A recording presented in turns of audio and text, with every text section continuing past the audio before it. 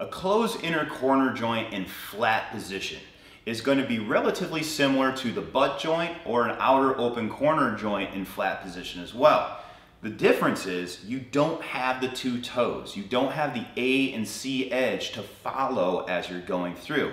You're going to actually have to visualize how big you need your fillet weld to be. Now, when we're talking about closed inner corner joints in horizontal position, you have gravity fighting your liquefied materials.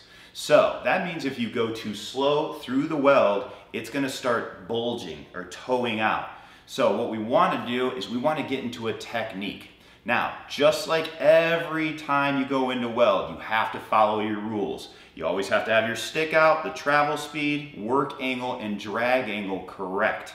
We are going to get into a technique that I like to refer to as the wheel. That's going to help prevent bulge out. It's going to help you control your weld going through the weld.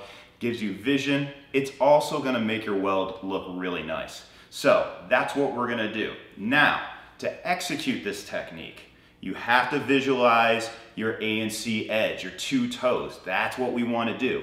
Now, why I call it the wheel. The reason I call it the wheel, A, you want to cut, prep, tack, weld. First, tack your material together, and then we are going to start our weld at one of the tacks. Puddle up first, come up and over through the weld, creating little inverted L-shaped loops, kind of like cursive L's. But what you are doing with these little cursive L's, every time you come up and over, you are basically creating the face of your bead. Okay, so you're gonna wanna try to get to the front toe edge of the puddle, taking it with you as you drag through the weld. Now, here's a little trick for this.